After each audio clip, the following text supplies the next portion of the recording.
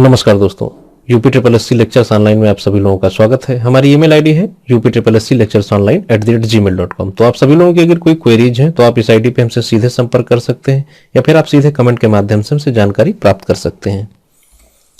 तो आज के वीडियो में हम लोग बात करेंगे यूपी ट्रिपल एस सी द्वारा आयोजित होने वाली भर्ती लेखपाल भर्ती की। बहुत ही अच्छी भर्ती है, आप सभी लोगों के पास एक सुनहरा मौका है और इस लेखपाल भर्ती की परीक्षा योजना आप सभी लोगों के सामने है। सिलेबस बिल्कुल जाना पहचाना सा है, किसी को कहीं से कोई दिक्कत नहीं होने वाली।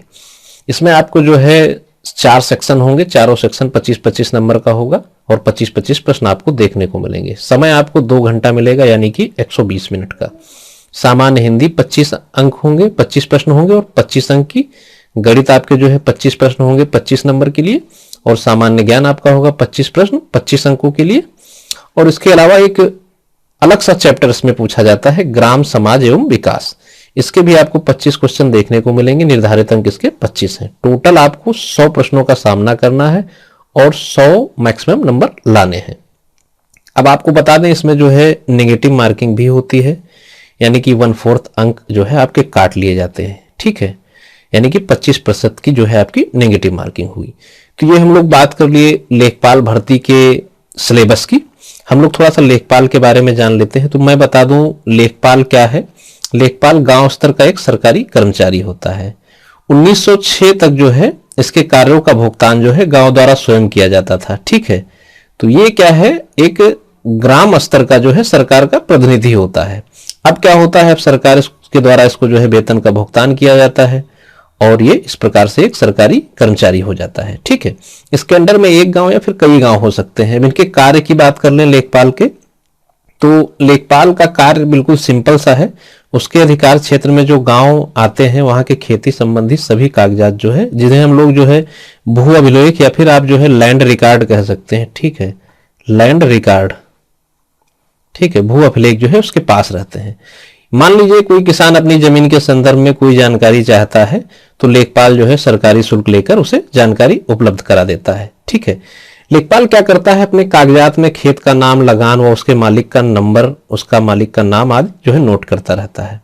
खेतों में होने वाले परिवर्तन के अनुसार जो है लेखपाल अपने कागजों में परिवर्तित करता रहता है। ठीक है, अब मान लीजिए आपके पास खेत है और कोई सूखा पड़ जाता है, अकाल पड़ जाता है या फिर बाढ़ आ जाती है, तो लेखपाल क्या करेगा, वह इस चीज को जो है अपने उच्च अधिकारियों को अवगत कराएगा और साथ ही सरकार से मुआवजे की मांग करेगा और सरकार जो है आपको मुआवजा निर्धारित करेगी। ठीक है, लेखपाल के पास क्या रहता है, गांव का, प्रत्येक गांव का जो है नक्शा रहता है। ठीक है, इस नक्शे में गांव के खेत, रास्ते, सड़कें, नदी, तालाब, बाजार, मकान आदि अंकित होते हैं। ठीक है, नक्शे में खेत का क्षेत्रफल दिया होता है और उसी में उसका नंबर भी लिखा रहता है। खेत के नंबर की मदद से खेत को पहचान करने में आसानी रहती है। लेखपाल का कर्तव्य यह है कि वह प्रत्येक वर्ष खेतों की नाप करे तथा कमी बेसी को नक्शे में अंकित करे। अब किसान के स्वामित्व की जितनी भी कृषि भूमि होती है उसका विवरण जो है एक रजिस्टर में एक ही स्थान पर खाते के रूप में लिखा जाता है।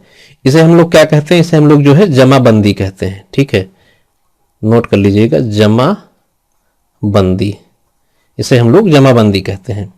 ठीक है, इसकी 2 प्रतियां तैयार की जाती हैं। एक प्रति जो है तहसील के कार्यालय में तथा दूसरी प्रति जो है संबंधित लेखपाल के पास रहती है। प्रत्येक 4 वर्ष में जो है चौथे साल जो है जमाबंदी का नवीनीकरण किया जाता है। इन 4 वर्षों में किन्हीं कारणों से किसान के स्वामित्व की कोई भूमि में परिवर्तन हुआ है तो लेखपाल द्वारा जमाबंदी रजिस्टर में इसे अंकित कर दिया जाता है। अब आजकल क्या है, आजकल जो है जमाबंदी काम जो है आपके कंप्यूटर पे भी किया जाता है। तो इससे क्या होता है, किसान जो है आसानी से अपने आंकड़ों की जानकारी प्राप्त कर सकता है। ऑनलाइन उसने खोला भूलेख और उसमें अपने सारे खेतों का विवरण वो देख सकता है। तो ये बात हो गई लेखपाल के कार्य की। अब आज के वीडियो में हम लोग थोड़ा सा विभागीय कुछ जानकारी हासिल करेंगे प्रश्नों के माध्यम से, जो आपके जो है एग्जाम में पूछे भी जा सकते हैं। तो आइए शुरू करते हैं आज का वीडियो। पहला प्रश्न आपके सामने है, एक विकास खंड के ग्रामों के विकास की जिम्मेदारी किस पर निर्भर करती है। ऑप्शन दे रखे हैं, ग्राम विकास अधिकारी, खंड विकास अधिकारी, ग्राम पंचायत अधिकारी या फिर लेखपाल। तो मैं आपको बता दूं, एक विकास खंड के ग्रामों के विकास की सारी जिम्मेदारी जो है खंड विकास अधिकारी के ऊपर निर्भर करती है। ठीक है, खंड विकास अधिकारी क्या होता है, खंड विकास अधिकारी जो है ब्लॉक का एक अधिकारी होता है। ठीक है, इसे हम कह सकते हैं विकासखंड का जो है मुख्य कार्यपालन अधिकारी खंड विकास अधिकारी होता है। ठीक है, इनका जो है ये डायरेक्ट जो है उत्तर प्रदेश लोक सेवा आयोग से आते हैं, प्रमोशन के थ्रू भी आते हैं, और इनका प्रशिक्षण जो है ग्रामीण विकास संस्थान में होता है। ठीक है, तो एक विकास खंड के ग्रामों के विकास की सारी जिम्मेदारी जो है खंड विकास अधिकारी के ऊपर निर्भर करती है। खंड विकास अधिकारी के और काम क्या होते हैं? खंड विकास अधिकारी क्या करता है? सरकार द्वारा जो चलाई जा रही योजनाएं परियोजनाएं हैं उनका क्रियान्वयन की करके समीक्षा करता है। ये उच्च अधिकारी के निर्देशों के अनुसार काम करता है और अपने विकास खंड में कार्य प्रसार अधिकारियों की सहायता से पंचायत समिति द्वारा निर्धारित कार्यों का क्रियान्वयन करता है। ठीक है, ये क्या करता है? विभिन्न एकीकृत योजनाएं तैयार करता है और उनका क्रियान्वयन करता है और इन योजनाओं के हिसाब किताब का लेखा जोखा तैयार करता है। खंड विकास अधिकारी ग्रामीण जनता के लिए सरकार के रूप में भूमिका निभाते हैं और ग्रामीण के प्रत्यक्ष नियंत्रण में रहते हैं। ठीक है, अब क्या होगा, मान लो किसी ग्रामीण को कोई शिकायत है तो क्या करेगा? वो सीधे जो है वीडियो से मिलेगा, जो खंड विकास अधिकारी होता है उससे मिलेगा, और ये खंड विकास अधिकारी क्या करेगा? उसके निराकरण के लिए उचित योजना बनाएगा। ठीक है, और खंड विकास अधिकारी क्या करता है? अपने विकास खंड से संबंधित प्रशासनिक जो स्टाफ होता है उसकी कुशलता में वृद्धि करने के लिए अनेकों कदम उठाता है। ठीक है, तो खंड विकास अधिकारी का पद भी बहुत महत्वपूर्ण है, लेकिन इसमें हम लोग सीधे लेखपाल की चर्चा करेंगे, तो उससे संबंधित और कुछ प्रश्न देखते हैं। नेक्स्ट प्रश्न है, भूलेख निरीक्षक कौन होता है? भूलेख निरीक्षक कौन होता है? ऑप्शन दे रखा है आबकारी सिपाही, कानूनगो, तहसीलदार या फिर लेखपाल। आबकारी सिपाही का कोई मतलब नहीं है, एक्साइज इंस्पेक्टर होता है। ये भूलेख और आपके जो है तहसील से इसका कोई मतलब नहीं रहता। कानूनगो जो होता है इसे हम लोग क्या कहते हैं? राजस्व निरीक्षक। ठीक है, राजस्व निरीक्षक, इसका काम होता है भूलेख का निरीक्षण करना। तो इसका जो सही जवाब है वो आपका है कानूनगो। राजस्व निरीक्षक जो है भूलेख निरीक्षक होता है।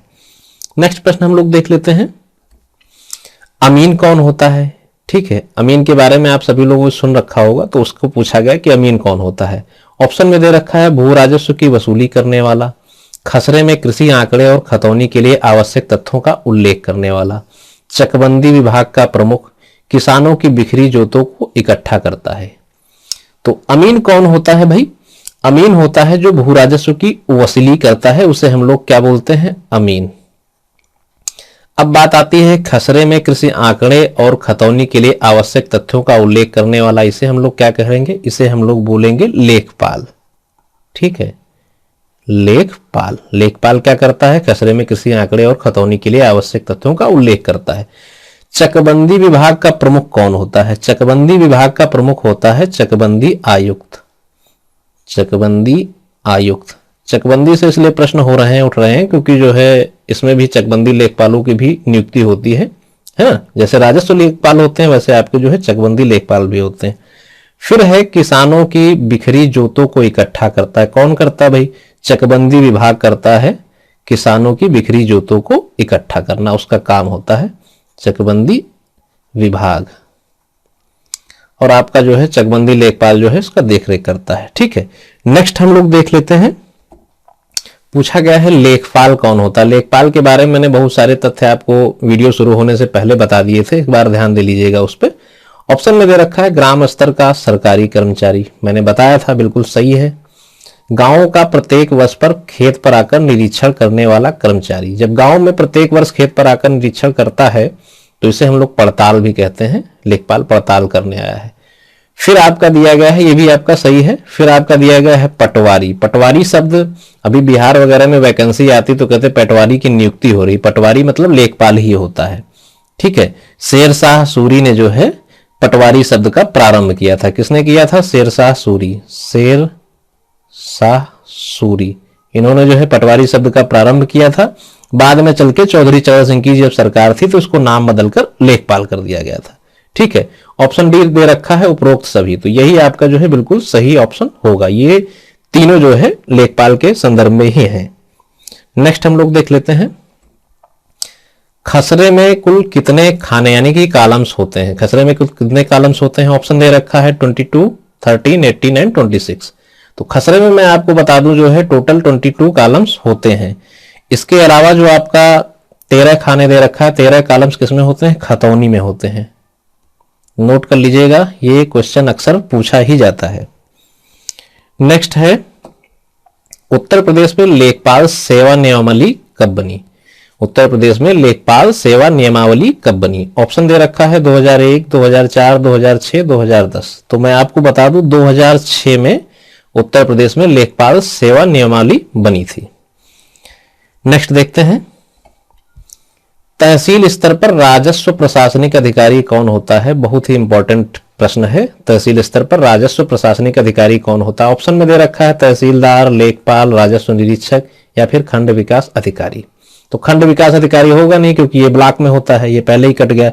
अब दे रखा है तहसीलदार, लेखपाल और राजस्व निरीक्षक। तो भाई जो तहसील स्तर पर राजस्व का प्रशासनिक अधिकारी होता है वो आपका तहसीलदार होता है। ठीक है, तहसीलदार जो है तहसील स्तर पर राजस्व प्रशासनिक अधिकारी होता है। नेक्स्ट प्रश्न हम लोग देख लेते हैं, तहसील दिवस का आयोजन कब होता है? तहसील दिवस के बारे में आप लोग सुन रखे होंगे कि भाई जनता को कोई दिक्कत होती है तो तहसील दिवस वाले दिन जाकर के जो है अपनी शिकायत जो है संबंधित अधिकारी को जो है देती है। ठीक है, कभी कभी ऐसा होता है डीएम जी का भी जो है तहसील दिवस लगता है, तहसील दिवस पे डीएम साहब भी आ जाते हैं तो अच्छी सुनवाई हो जाती है। अब ऑप्शन में दे रखे हैं कि तहसील दिवस का आयोजन कब होता है। ऑप्शन में है प्रत्येक माह के प्रथम सोमवार को, प्रत्येक माह के अंतिम मंगलवार को, प्रत्येक माह के प्रथम व तृतीय मंगलवार को, प्रत्येक माह के प्रथम व द्वितीय मंगलवार को।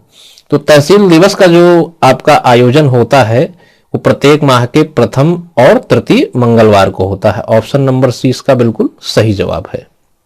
नेक्स्ट प्रश्न हम लोग देख लेते हैं, कृषि वर्ष कब से कब तक चलता है? भाई कृषि वर्ष जो होता है वो कब से कब तक चलता है? ऑप्शन दे रखा है 1 जुलाई से प्रारंभ होकर 31 जून तक।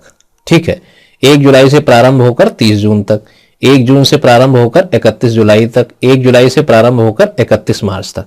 तो देखिए कृषि वर्ष जो होता है वो आपका जो है 1 जुलाई से प्रारंभ होकर के 30 जून तक चलता है। ठीक है, ऑप्शन नंबर बी इसका बिल्कुल सही जवाब है। यहाँ पे क्या दे रखा है 1 जुलाई से प्रारंभ होकर के 31 जून तक, ये बिल्कुल भी नहीं होगा।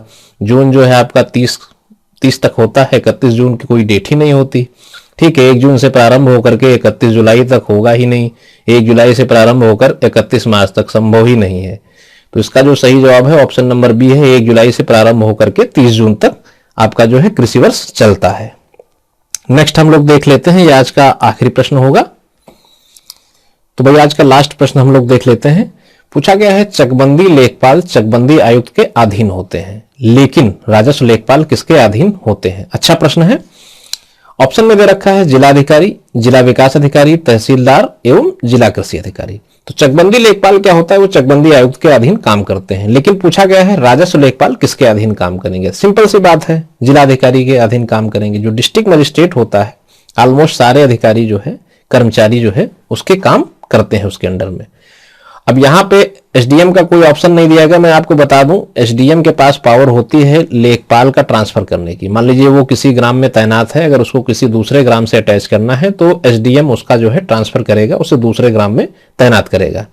लेकिन ये सारे जितने कर्मचारी होते हैं ये सारे जो है जिलाधिकारी के अंडर में ही काम करते हैं। डिस्ट्रिक्ट मजिस्ट्रेट मतलब वो पूरे जनपद का जो है मालिक होता है, उसका प्रशासनिक अधिकारी होता है। ठीक है, तो इसका ऑप्शन नंबर ए बिल्कुल सही है। चकबंदी लेखपाल चकबंदी आयुक्त के अधीन होते हैं, लेकिन राजस्व लेखपाल जिलाधिकारी के अधीन होते हैं। ठीक है, तो भाई नेक्स्ट वीडियो में आप सभी लोगों से फिर मुलाकात होगी कुछ अच्छे प्रश्नों के संग्रह के साथ में, कुछ अच्छी सीरीज को लेकर के। जो लोग नए हैं वो लोग चैनल को सब्सक्राइब करेंगे और वीडियो को अधिक से अधिक शेयर करेंगे ताकि जरूरतमंद लोगों तक हमारा वीडियो पहुंच सके। Thank you.